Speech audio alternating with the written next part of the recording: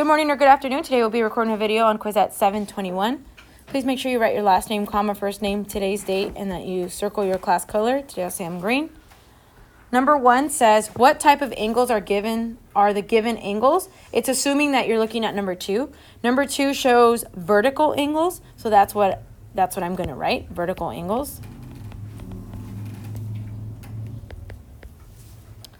Number 2 says find the angle measure of A, B, C, and D. I know it's kind of blurry, so let me just rewrite it. So that's A, B, C, and D.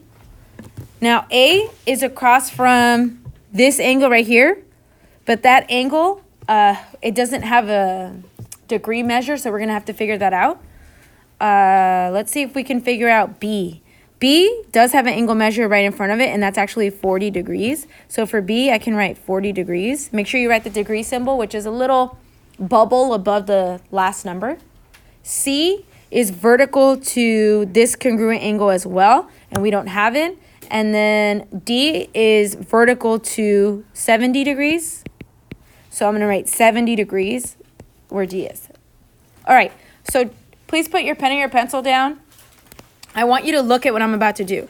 So this is a straight line. Straight lines add up. All the angles within that straight line have to add up to equal 180 degrees. Since we found that D was 70 degrees and 40 and the other degrees is 40, I can add 40 and 70 to get me 110 degrees.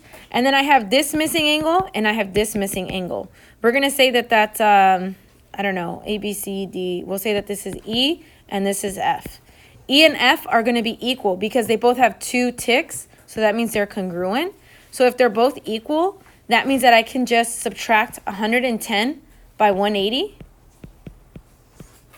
That gets me 70. And I can divide it by 2, which is 35. So that means that E is equal to 35 degrees and F is equal to 35 degrees. So if E and F are both 35 degrees, the vertical angles are also congruent. So A is equal to 35 degrees and C is equal to 35 degrees. Another way you could have solved it, you could put your pen or your pencil down once you write this. Another way you could have solved this is you could have drawn a line on, let me see. You could have drawn a line. Let me see. I think with both of them, I might get a line. So I'm going to look at the blue line now. So let's say I have 70 degrees plus 40 degrees plus C plus E. I'm still going to have these two angles, the red and the blue, that I need to find. 70 plus 40 is 110. So 180 minus 110, it'll get us the same thing. It's going to be 70 degrees. 70 degrees divided by 2 tells me what that angle is and tells me what that angle is. Number 3, it says in the figure, the measure of x. So the measure of x is 3y minus 24 degrees. What is the measure of y? So you know that these are supplementary angles. Go ahead and write this. And supplementary angles are angles that add up to equal 180 degrees.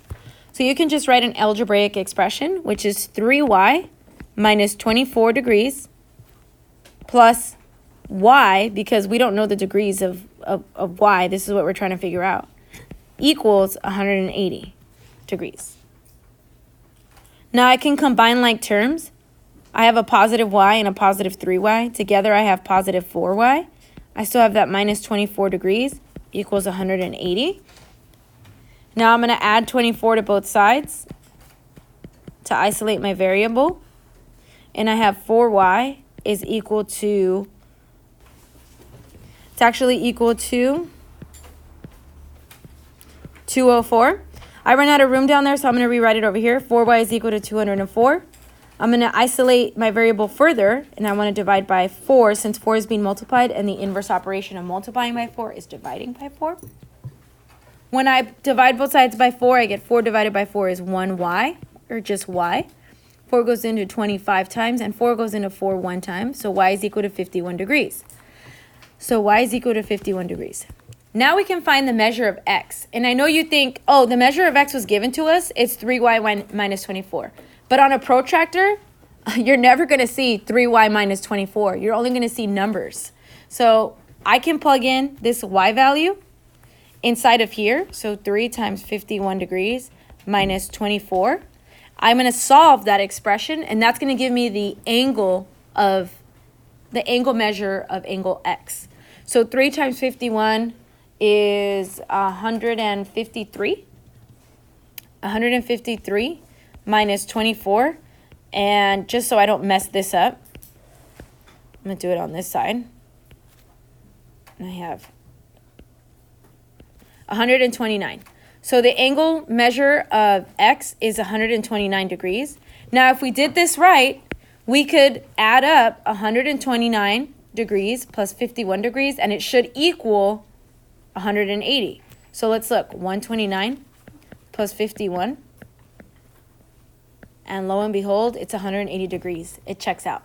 So y is indeed 51 degrees. And the question was just asking for y. But if you want to make sure that you're correct, plug it in, check both, add them together, and if they equal 180, you did it right. I forgot to address what the m represents in the angles. So m, whenever you see m in front of a angle symbol, that's also the symbol for less than. But in this case, that means measure of angle y. That's what it means, measure of angle y. And this one also means measure of angle x. And on SBAC, the state test, sometimes you'll see an M in front of it, and sometimes you won't. Sometimes you'll just see this. But when you see a shape, you'll know if it's a geometry question. If it's a geometry question, you're going to know that just means, you're going to know that just means angle x. That means angle x. Okay? Sorry that it's so sloppy. Number 4, find the missing values. So you know that these angles have to be complementary angles. This one over here on the right, complementary. I remember complementary sounds like corner, and corners, if they're indeed a corner, they have to add up to equal 90 degrees.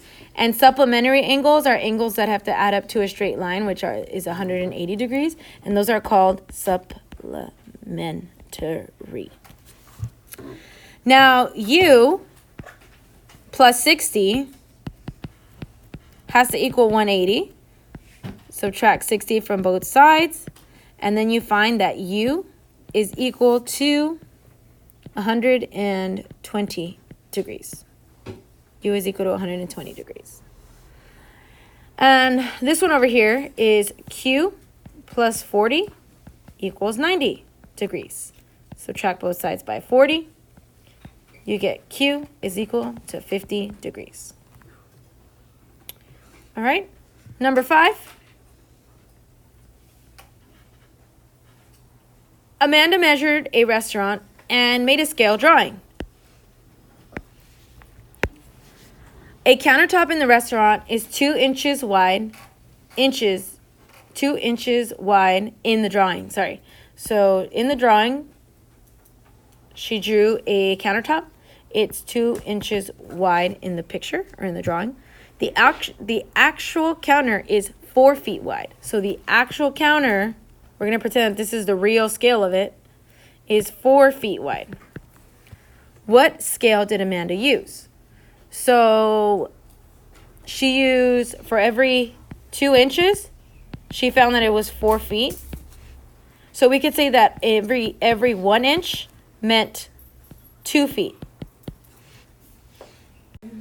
So the whole point of a scale drawing is to find like the unit rate. In this case, we're trying to find how many feet are in 1 inch. I know if I divide this by 2, I'm going to get my 1 inch here. And if I divide this by 2, I'm going to get 2 feet. You could also say every 1 inch in the scale drawing is going to be 2 times 12. Tells you how many inches. That's going to be 24 inches in real life. But what it's asking is 1 to 2. Like this is the actual scale. Because for every 1 inch in the picture, it's going to be 2 feet in real life, in the real scale. So the scale that she used is 1 to 2.